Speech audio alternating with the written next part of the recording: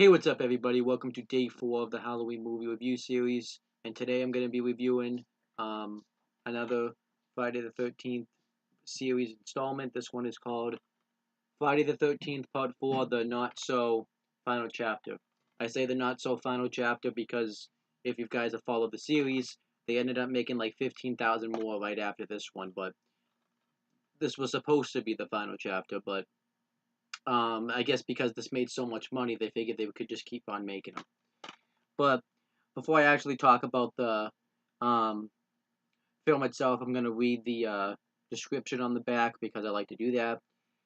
Prepare yourself as evil comes back to life in the Friday the 13th, the final chapter, deluxe edition. Because I have the deluxe edition, I don't know if anybody else does.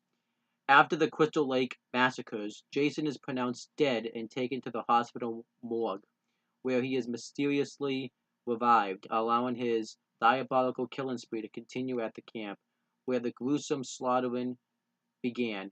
But this time, in addition to terrifying the teenagers, he meets a young boy named Tommy Jarvis, who has a special talent for horror masks and makeup, leading up to a horrifying bloody battle that will keep you on the edge of your seat, or since I'm on my bed, edge of my bed, um, has the diabolical Jason finally met his match?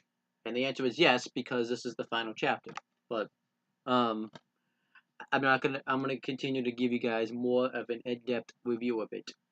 So let's go over the backstory. So like I talked about before, this was supposed to be um, the end. Originally, though, they decided to make part 3 the end because they didn't really think they were going to make another one. But then um, there were rumors in 1983 that Paramount Pictures had built the fourth film, the final chapter, because they felt it bad. Um, you know, because they felt bad. Um,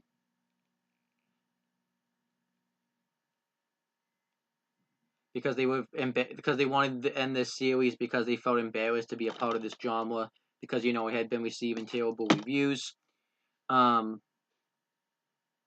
despite how despite how some people reviewed it, um, because they were kind of because Paramount Pictures was kind of aware that the slasher um, genre was kind of starting to decline, so they kind of wanted to get away from the Friday the 13th series. Um, and the idea ended up coming from producer to do the final chapter from producer Frank Mansco Jr., who wanted to get away from the series himself because he felt like nobody respected him for working on this series anymore. Um, so he wanted to work on different projects. So he wanted to kill off Jason. So he hired um, Joseph Zito, who had previously worked on the Prowler to write this series, but he had never written a movie before. So he would get help from Bonnie Cohan, and I don't know if there's any relation between Bonnie Cohan and Lauren Cohan, whoever her name is, the person that plays Maggie from The Walking Dead. I'm assuming there is, but they would have phone call conversations back and forth every night to kind of talk about making this movie. But um, you know, um, and eventually it ended up being a success.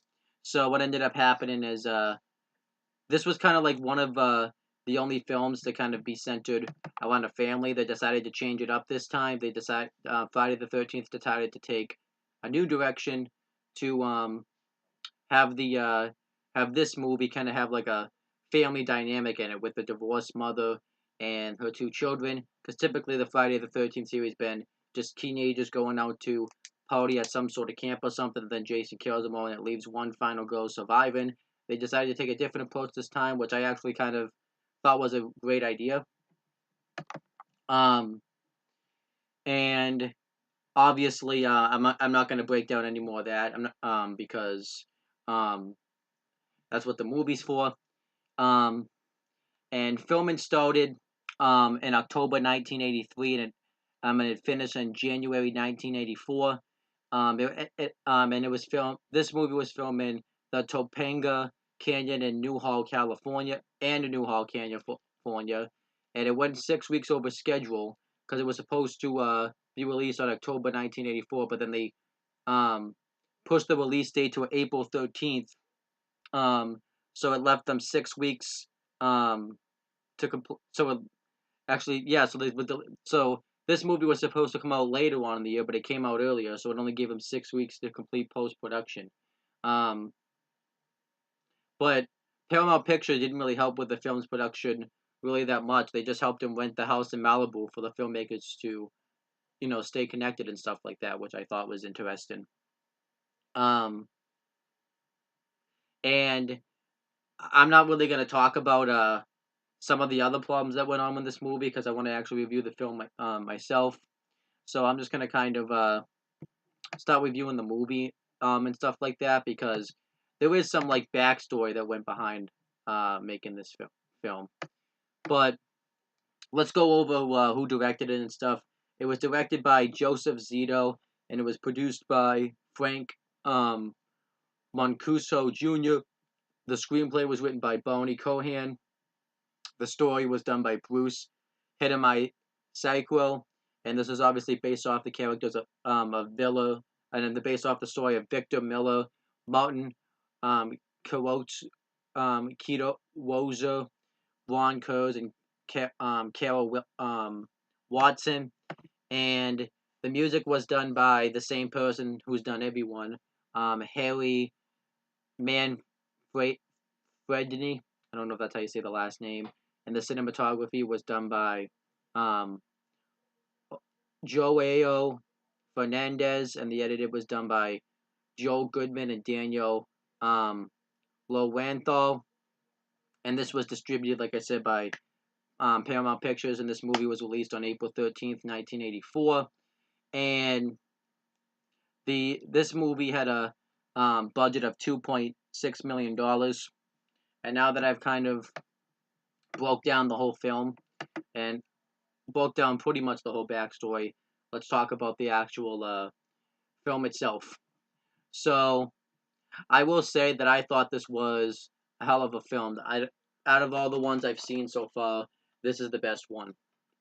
Um, it's excellent, and there's really nothing wrong with it.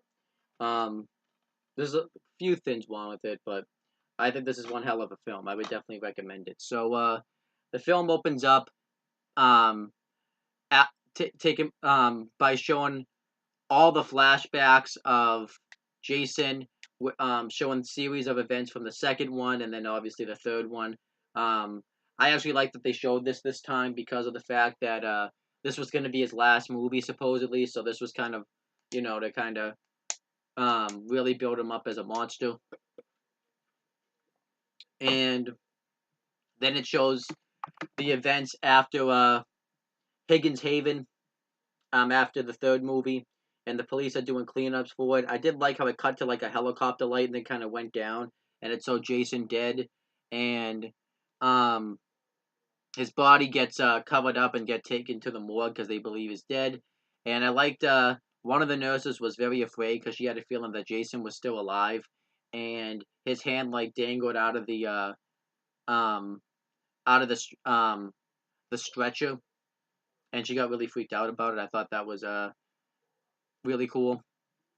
And Jason ends up being taken back to the morgue, and we meet we meet Dr. Axel, who's part of the morgue, and he's pretty much a scumbag.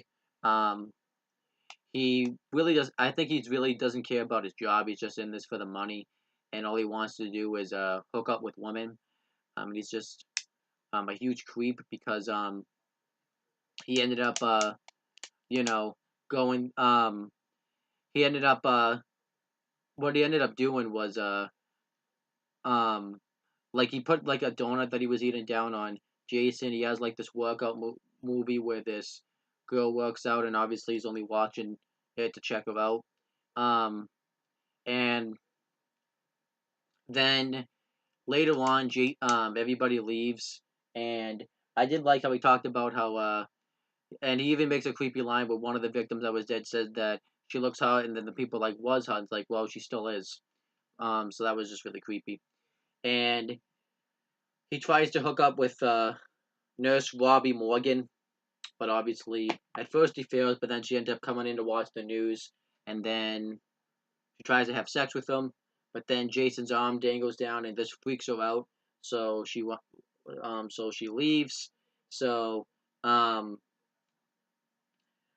Axel proceeds to watch the workout video, and he ends up putting Jason in the ice box, but then he ends up reviving, and Jason slits his throat with with a hacksaw, and then um, Jason comes into the room where Nurse Robbie is, and um, actually I'm sorry, he escapes the cold storage or the ice box, whatever you want to call it, and he kills Nurse Morgan with a scalpel, and then um, the next day um, we meet the Jarvis family, and I liked Tommy Jarvis. He was an awesome character in this movie. And what's kind of funny is the actor, I'll just say his name real quick because I just watched it. Um, Corey Fieldman, they said was a huge brat off camera, but when he had to do his scenes, um, because um, Ted White talks about this, that he was a huge brat off camera, well, away from the set. But when he had to do his scenes, he was very professional. I think that's pretty damn impressive. But um, I did like I kind of liked meeting the Jarvis family. We find out someone's gonna rent a house right next door from them, and I we got to kind of get inside of Tommy Jarvis's head. We find out that he's kind of an awkward kid, but he's a very smart kid. Um, but you can kind of see that he is a little bit messed up because he has a huge fascination with working with um, Halloween masks, and I think that's really. I thought that was actually really damn cool. Yeah, and he doesn't like just like collecting them. He actually makes his own Halloween masks, which is really damn cool. And we also meet, his sister, Trish Jarvis, um, and we find out they get along. We find out that their father's divorced later on in the movie. But this was just kind of to get introduce us to the main characters. We find out Thomas Jarvis is a typical 10-year-old kid, though he likes to play video games, and his video games were out at this time. Um, I don't know if this is when video games had come out because this was the first time I had seen someone in these movies play a video game. So I don't, but also it's really tough to say because this was actually somebody's house versus somebody actually going to like a camp or something. So it's really tough to say if this was when video games came out. Um, but um, we find out that 6 kids are gonna rent the um, house next door, and we meet the 6 kids. I'm gonna say all of their names. Um, Let me just find their names.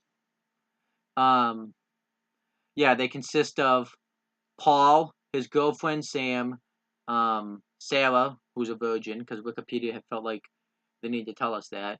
Her boyfriend Doug, Jimmy, who's socially awkward, and Ted, who is a huge jokester. Um, and Jimmy is socially awkward, and we find out that he broke up with his girlfriend and completely struck out with her. And Ted's trying to give her advice, and one of the common themes is he continuously calls Jimmy um, dead, dead fuck Timmy, and he has like this thing where he types on like a fake computer. So I don't know if computers had just come out at this time too, because this was the first time I had heard him say computers. And he was looking up whether or not Jimmy dropped the ball with this girl that he broke up with. I don't remember her name off the top of my head. And it says yes. And Jimmy gets offended and he's really upset about this. Um, and they end up driving and stopping at a graveyard because they get lost. But this was to show us Pamela Voorhees' tombstone, which I liked. Um, but then they drive back and find their place, and um, a hitchhiker wants her to pick up, wants them to pick her up, but um, you know, they can't because they don't have enough room, so they leave, and Ted says something really rude to her, and she had like a sign, and she had like something that said it on, and then when she turned around, it says "fuck you," which I thought was funny, and then she sits down and eats a banana, and Jason pops up and stabs her right through the throat, and I liked the way the scene was shot because her banana ends up getting crushed, and it looked really damn cool. So then the Jarvis family are getting ready to eat dinner. The group arrives, and Tommy and Trish go out to meet their new neighbors. We find out that the Jarvis family has a dog named George. Um, and then I did like the scene where you could kind of see that um, Tommy, who's 12 years old, is kind of starting to get into that age where he would start to become interested in women and sex since he's about to enter the teenage years. And he sees, I believe it was, um, I got to make sure I get this right. I believe it was um, Sarah and Paul. Um, but he sees Sarah changing and he's watching her change and he's watching them kind of kiss and have sex. And Tommy's really excited about this. And when his mother walks in, he pretends to be asleep and like she covers up the window. I thought that was awesome. I thought it was a really funny scene and it got you inside the mind of Tommy. Then the next day, um, all the group of kids are going to the beach, and Jimmy's still like really upset that he dropped the ball with that girl, and what ends up happening is um, you know Ted says that he shouldn't worry about that girl. He said that you should try to have sex and try to hook up with somebody new, somebody that you don't know yet, and Jimmy brings up the fact that he doesn't really know a lot of people. So we meet these two twins, um, who we find out are Terry and um, Tina. I want to make sure I have that right too. Yeah, Tina and Terry. Oh, Terry and Tina. I like that. I like saying her name first better. And pretty much Ted and Tommy want to hook up with them. Um, and they have to walk all the way to the beach. So Sarah doesn't want to walk, so she goes to get the van, and it shows Sarah walking back, and we're supposed to think that someone's gonna come out, that Jason's gonna come out and kill her, but it doesn't happen. But I do kind of like it when you have those scenes in movies because it really draws the audience in. You do have to have those scenes sometimes, and Tommy and Trish arrive, and because they were gonna walk the dog, and um the kids end up going skinny dipping, and um, Tommy sees this, and Trish doesn't want him to look, but Tommy wants to look, and Tommy and Trish end up leaving, and pretty much Tommy says some sort of comment like those women had some really nice badonkadonks or something like that, which I thought was a great line. And then their car breaks down, and you can really see too that like Tommy's pretty smart because at 12 years old he already kind of has an idea of how to fix the car, because he's the one that opens up the front of it and um, is the one trying to fix it, which I thought was um, really cool. And then um, Samantha comes over to Sarah and um, wants her to come swimming, and um, she ends up going underwater, and she holds her breath under there for a while, and Sarah gets worried thinking that she drowned, and Samantha pops up and pulls her underwater, or pulls her into the water, which I thought was a funny scene. Um, and then back to the Jarvis siblings. Um, they can't get the car to work, and we're supposed to have thought that Jason was gonna pop up and kill her, but who is it? None other than this guy, which we don't know his name yet. We find out his name is Rob Deer or Dyer, and he's able to fix the car, and you can see that Trish kind of likes him. Um, and Trish offers to give him a ride home. Well, he was out there hunting. We find out that he says that he's hunting bears, but we find out that that's not true. Um, and um, you know, Trish gives him a ride as far as he wants, and Tommy wants Rob to come and see his Halloween mask collection, and he shows him his collection, and it was awesome. Like, he even has like one that he is like a puppet where he sticks his hand through it and talks with it. It was really cool, but it's also a little creepy at the same time, and it kind of gets into the idea that Tommy's not is kind of a unique kid. Um, and you knew that Tommy was going to be the one that was going to be a match for Jason. So you could kind of see that this made Tommy a good match for Jason. So I liked it. Um, it was really awesome actually. And then um, I'm just going to talk about everything that took place back at the teenager's house first, because if I try to go back and forth, because the Jarvis family don't really quite really associate themselves with the teenage family all that much. Um, but so I'm just going to talk about everything that happened there first. So they end up podium, and um, I loved the scene, and it was an awesome scene. Where Jimmy turns on the music and tries to dance with Tina, um, and I can't even like explain it. You guys have to watch this for yourself because it's just really odd. Jimmy does like this awkward dance, like he tried to like dance, and it was the worst dancing I have ever seen watching a movie. TV shows sometimes like to make shows where a guy is too embarrassed to dance with their girlfriend because they're bad dancers. But Jimmy um had these people beat for the worst dancing I've ever seen in my life. It was really bad, but it was hilarious.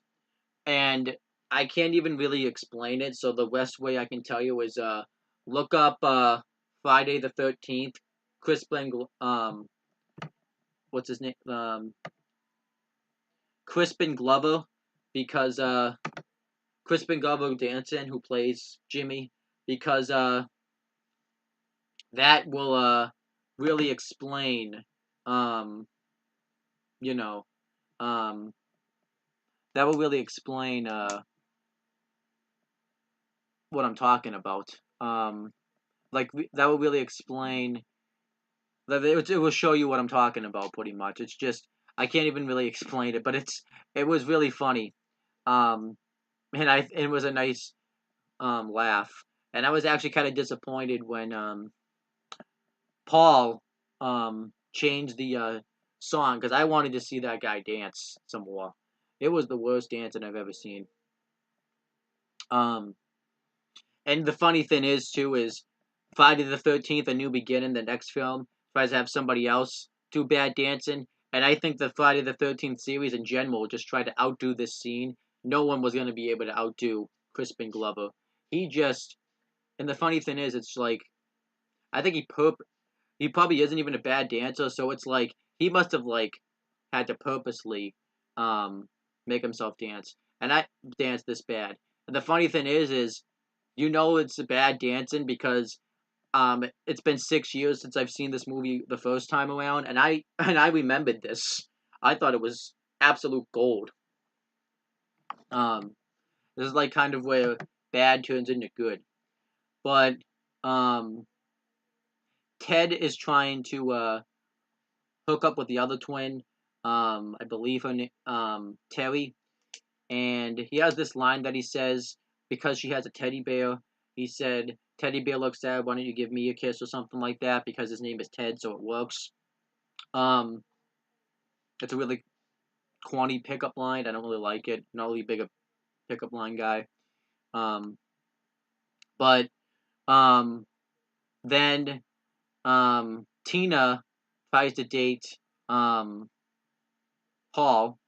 and then Samantha gets offended by this, and I just want to make sure I have the you know names right. Yeah, Samantha or Sam for sure gets offended about this, so um they end up all slow dancing together, and then later on in the film, um she they end up slow dancing with each other, and she takes Paul's hat off and puts it on her head. And Sam gets so filled with jealousy, she leaves the party and proceeds to go skinny dipping, which made no sense. I guess she got so pissed off that she felt like she needed to do something that's stupid. I don't really get what she was trying to accomplish here, but whatever. Um, so then when she goes out in the lake, she thinks she overhears something, thinking that it's Paul, but we all know it's Jason. And Jason pops up out of the water and impales her from under the raft. So then what happens is so she dies. So then what happens is which was random that there was just this random raft out there, but whatever. And then what happens is later on, Paul feels guilty about this, so he goes to look for Sam, and he sees her out in the water on the raft, and he doesn't know that she's dead, but he probably just thinks like she's upset or something. So he um, goes into the water to find her, and then when he realizes that she's dead, um, he tries to swim back to shore, and Jason then pops up and stabs him, pretty much right in the groin with the harpoon gun. Um, so I liked this scene a lot. And then um, Tina, when she can't hook up with Paul, goes back to try to hook up with Jimmy, and Ted actually isn't having much success um, hooking up with any woman. Um, and he gets upset about this. He was even upset with Paul that he took his girl, and Jimmy is upset that Ted called him a dead fuck, and um, acts like a huge asshole to him. And then Jimmy and Tina go upstairs to have sex, and Terry gets upset about this by calling um, Tina a slut, so she leaves the party early. But instead, Jason comes up and stabs her and um, kills her with a spear.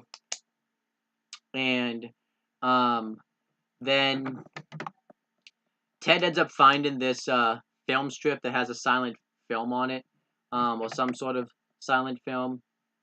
Um, and Doug, and Sarah watch the film, and Sarah wants to go up and sleep with Doug, so they do, but first they take a shower together. And then after Jimmy and Tina slept with each other, um, Jimmy asked Tina if he thinks.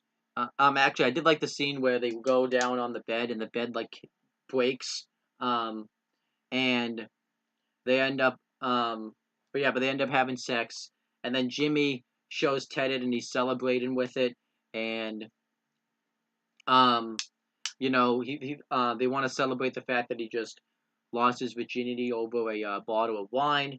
So Jimmy goes to get a bottle of wine, and um, he can't find the corkscrew to open it. It's like a special corkscrew. We find out Jason actually had it. He stabs Jimmy with the corkscrew and then kills him with a meat cleaver. This scene was very gruesome and very awesome. Definitely got to be one of Jason's best kills that he's ever had. I got to make like a kill list for Jason, like the best ones, and rank them. But this definitely takes the cake. It was awesome. And then Ted, who's absolutely stoned and watching this film, laughing and everything, um, goes up to the film since he's so stoned and tries to use his line on this girl he sees up there. And Jason cuts the film strip and he stabs him with a kitchen knife right through the projector, which I thought was a nice kill. And then Doug and Sarah are taking a shower together, and Sarah gets out, and Doug starts sinning, and um, then Jason comes into the room, and Doug thinks it's Sarah at first, but it's not, and he thinks it's one of the guys, like Ted or something like that, and he does this funny line where he says, "Oh, drop my soap, someone's gonna come help me out," and then Jason reaches in through the well, not the curtain, but it's like one of those old school showers that closes and has like a door. So he reaches in through like the window of it, and he kills um Doug. I thought this scene was awesome as well. He kills him with also a kitchen knife, and I forgot to mention earlier, um, Jason ended up killing Tina right after he killed Jimmy, and he grabs her from the window and throws her out the window, and she lands on the car, and the car like breaks, and she dies because of the fall. Um, and then the last actually the last kill is Sarah comes into the bathroom and um finds Doug has died. So she gets all scared and she tries to run out of the house and Jason throws an axe right at her gut and kills her. Um so everybody dies at the house. And as the scene's been happening, um Jarvis' family kind of do their own thing. Mrs. Jarvis comes home, and when none of her kids are home, she's trying to find them and can't find them, so she goes outside and it's raining. And we just see her scream, and we don't actually see her die. But Jason pretty much killed her off screen. The writers talked about that they didn't really want um, her to be seen dying because they thought it would have been too gruesome for to see a mother of a child die. But whatever. I actually think that makes sense. But um, then the Jarvis siblings come home and the lights aren't working and they can't find their mother, so Trish goes out to look for them and wants Tommy to find them. Um, well, get the lights working again, and then she goes to where Rob's camping out, and Rob earlier was there when Jason stabbed Paul and killed him. And when he walks away and walks back, he finds that his gun's been all ripped and that his mat's been all ripped as well. And but so when Rob's not there, Trish shows up in his tent and starts looking at his maps and stuff like that. And Rob, probably thinking Jason's in there, cuts through his tent, and it's revealed that Rob was Mrs. Hold on, I gotta make sure um, I have this right. Was Sandra's brother, and obviously we know that she died in the last film. And Rob plans to kill Jason because he believes he's still alive and he wants vengeance on Jason. And Trish doesn't believe it, but then he gives all the rational explanations that could lead to Jason still being alive, and then she realizes that Tommy's at home by himself, so they go to the house to um, save Tommy before anything bad happens to him. And I did like the scene where Tommy was about to put on the lights because it, you know, made us think that Tommy was gonna die. And when they get back, they don't really tell Tommy what's happened, but they know something's wrong. So they go to so Rob and Trish go to the teen's house and tell Tommy to wait there. So Rob and Trish go to the teen's house with Gregory, or George. I forget the dog's name, honestly. I think it's George or Gregory, one of the two. And what ends up happening is Rob goes downstairs in the basement to see if Jason's down there, and he's not. and or to see if Jason's there because they look all around the house, and then Trish goes upstairs and see that Doug is dead. Um, so she goes and tells Rob about it, and then Jason trips Rob when he goes to climb the stairs, and then he goes downstairs, and Jason ends up killing you know Rob with um hold on oh, it's the John's name is actually Gordon. It wasn't even close. Because Gordon ended up fleeing. That's what made her go upstairs. And he jumps through the window. Um, but he ends up killing Rob. Um, yeah, he ends up killing Rob. We don't really see him die. He kind of died in the dark. Um, and I did like how he was reacting. It was like, oh, he's killing me. He's killing me. I thought it was great. And he takes Rob's machete, which becomes Jason's signature machete throughout the rest of the franchise. And Jason tries to grab Trish. Well, Trish runs up at first, and then when she doesn't hear anything, she comes back down. And then when she sees Jason, Jason tries to grab her through the stairs, but she's able to fight him off. And then she finds all of Jason's past victims. Jimmy ended up was being you know strapped to the um was strapped to the door leaving. So then Trish ended up jumping out the window, and um then yeah, Trish ended up jumping through the window, and then Jason just takes Jimmy's body and shoves it away. Um and she runs away, and Trish wants Tommy to lock up the door, and they're gonna hammer the door shut, and they lock all the windows, but Jason throws Rob's dead body through the through like a big window, and um Trish actually doesn't go down fighting. She's not like the typical last of the main character girls that doesn't go down fighting. Well, no, that wouldn't go down fighting. She actually gives Jason a run for his money, and he grabs Tommy, but Trish ends up hitting him repeatedly with the hammer, the back part of the hammer, and then it doesn't work, so she ends up hitting him like right in the throat, and this causes him to let go of Tommy, and they run upstairs.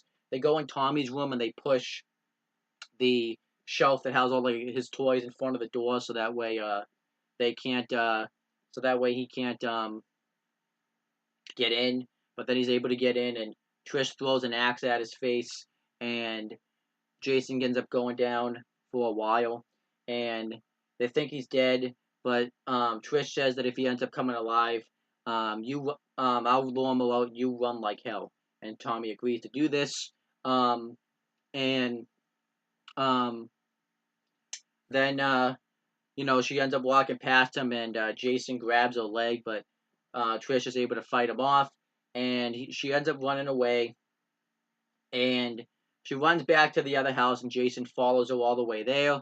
And Jason actually does run in these movies. I think that's just definitely a misconception. Everybody thinks that Jason doesn't really run; he just kind of walks. But in the early films, he did run. He did move a little quicker than normal. So he did do a little bit of running, and eventually, she jumps out another window and right onto the ground when Jason's about to catch up to her. And as all this has happened, we see that Tommy's shaving his head because in the beginning of the movie, Tommy talked about how Tommy's mother said that he needed a haircut, so this kind of tied in. And she runs into the house, and Tommy then says Trish, and Trish is upset that Tommy didn't run like hell, and Trish grabs a piece of wood and hits Jason off the head with it, and then she grabs a knife and swings at Jason, and ends up cutting his hand. And I did like the scene, which like we're gonna make you never remember us. But then Jason ends up getting the knife away from her, tackling her to the ground, and choking at her and trying to kill her. But then Tommy comes up and he's completely shaven, and he looked like an absolute badass and like a psychopath. Um, and he says Jason, because Tommy had known what was going on too, because when Robin Trish left, he was looking at all the newspaper articles and stuff that Rob had on Jason, and um, Tommy comes downstairs and says Jason, and then he says, you know, asks if he remembers him, and Jason walks over to him, and um, what's her name? Trish uses this distraction to advantage and hits Jason's mask off, and we see Jason completely unmasked. And the makeup done with this was just tremendous. Um, his face was really disfigured, and it just looked awesome. I think this is the best unmasking, the best that Jason's makeup that somebody's done on Jason's face ever. It just looked really awesome. Um, and then when Jason walks over to her, Tommy cuts his leg and he ends up falling onto the machete, and it ends up being driven right into his eye. And Tommy and Trish hug, and um, you know when Jason's fingers start to starts to close his hands, Tommy gets emotionally distressed and repeatedly stabs Jason with his machete, screaming, "Die! Die!" And it just looked really brutal, and it made Tommy come off as like he absolutely just lost his mind.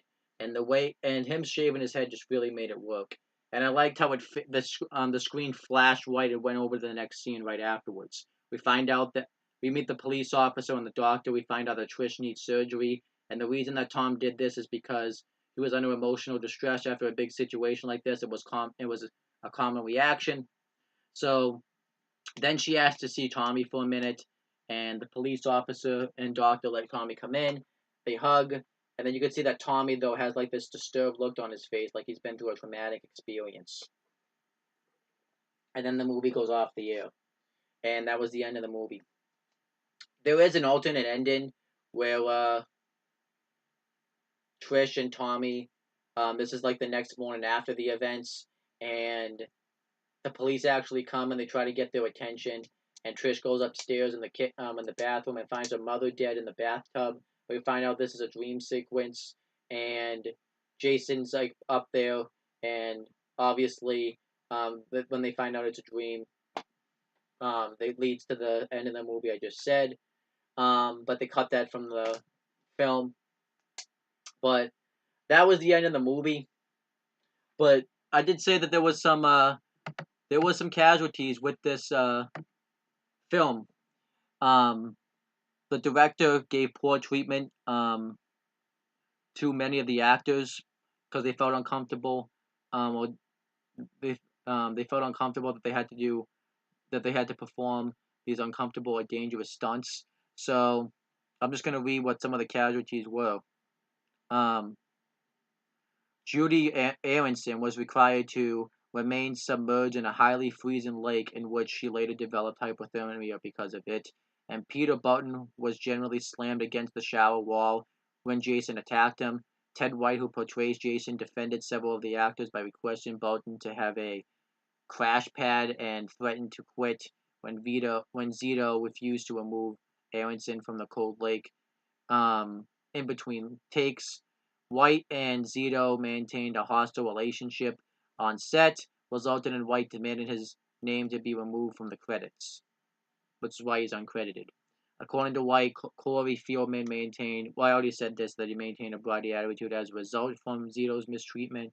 When filming the scene of Tommy hacking at Jason's body, which were two sandbags, he was striking at Fieldman, pretended the sandbags were Zito, which is, wow.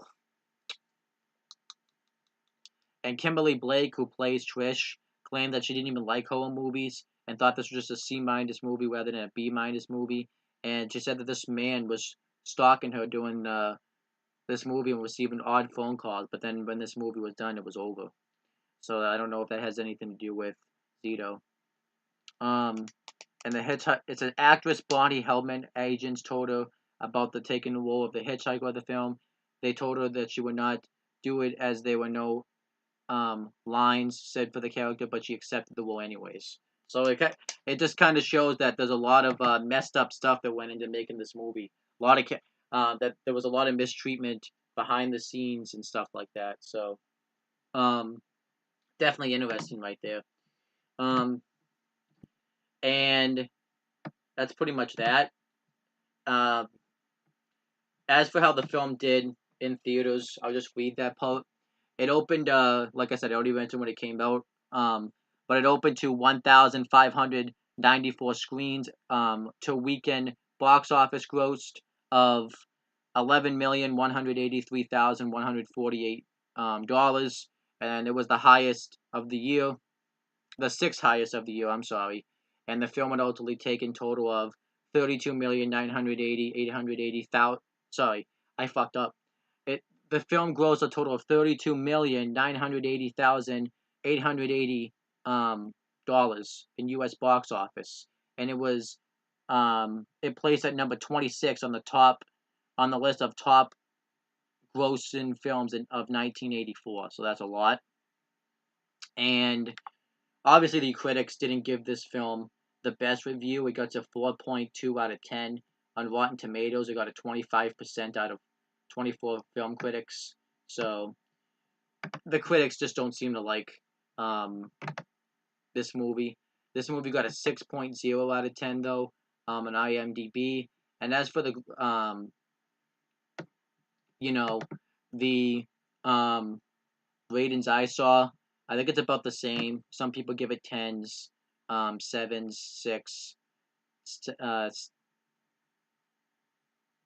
one. Someone gave it a one, which I don't think is um, accurate at all. But you know, fours. So um, it's about the same. I think that a lot of the Friday the 13th franchises on the Friday the 13th are gonna do about that number. So some fans like it, some fans hate it. But the critics just do not like the Friday the 13th franchise. Um, I guess they don't. I get, which is very weird. But as for what I thought of the film, now it's time for you to give you what I thought of it. I thought this film was fantastic. I really enjoyed this film. I kind of like that this, while it was a slasher film, I didn't think though that it was like the typical slasher film. I thought they did some new stuff. I like the introduction of the Jarvis family, um, and the character development of Tommy. Um, and kind of making him look like a really good match for Jason. But I did kind of like how some of these other guys had a character as well, like Jimmy, um, Ted, the Tina and Terry, the twins, um, Rob. He had a motive to go kill Jason, Trish, um, and I would even say and that's really about it. Everybody else was just but everybody else I thought helped the kind of the plot move forward. So I thought every character in this film had a purpose to be in it. Um, and I really enjoyed that. I thought some of the kills were done really well. I really liked the story, and I really liked the ending. I liked the beginning. I just thought this film was fantastic. If I had to say though, obviously that's not a perfect film, but it's definitely a fantastic film. I think the ending definitely really makes it a fantastic film too. But if I had to rate this movie, I gotta give it an A. It's fantastic. I really would recommend this film. I think this has definitely been the best one of the franchise thus far. And it's really weird that typically the original usually ends up being the only good one. But I think this film is fantastic. If really the Friday the 13th franchise should have just been these four films because I think it's just the perfect way to do this story. Um, it was a perfect way to kill off Jason. Um, and I just thought it was really well. It was a really well done franchise. But of course, um, Paramount Pictures just couldn't help themselves. They had to make another film, and then they made another film, and then they made another film, and they made another film, and then they sold the rights to New Line, and they made three shitty films. Um, actually, no, two two shitty films, and then um, one good film, I guess, and then obviously, um, you know, um, than was the remake. I mean, I guess if you wanted to have the remake, fine. I'm not really a huge fan of remakes. But if you think about it, after this movie, the Friday the 13th franchise really becomes, really kind of starts to decline. Um, they would have, from what I remember, anyways. The next one was not that good. And then 6 wasn't too bad, from what I remember. 7 was eh. And then 8, Jason Goes to Hell, Jason X, sucked majorly for different reasons. And then you had Freddy vs. Jason, which I thought was a good film. And then you had the remake, which I thought was a decent remake. But really, after the fourth movie, Friday the 13th, the Friday the 13th franchise was never the same. And I feel like people would maybe like the Friday the 13th franchise if there wasn't so goddamn many of them. But um, but this is just what happened, you know. So I gotta say, well, it's a great, fantastic movie. Unfortunately, it's the last really good movie in the Friday the 13th franchise. After this, I remember it doesn't really get much better. I remember liking 6 though, and I remember thinking 7 was okay. It's not that bad, but um, I remember the Friday the 13th franchise was never the same again after this. I feel like the fact that they made more damage to the franchise more than anything else. That's just my opinion. Um, and yeah, pretty much it's a big fuck you to all the fans that paid money for this movie thinking that this was going to be the last one. So what a fucking joke that is. So that's why I said in the beginning the not so final chapter, because there was a ton of more right after this one. So that's just my opinion on it. I still think this is a fantastic film, definitely worth the A, but I just am being honest. Um, what I said is the truth.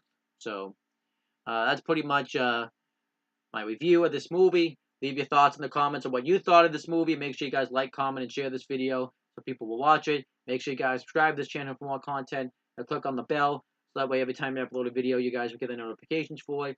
Make sure you guys do the same thing for my CM Brothers YouTube channel. I just made a video on there today. And, subscribe and click on the bell on there. And that's pretty much it, guys. Talk to you later.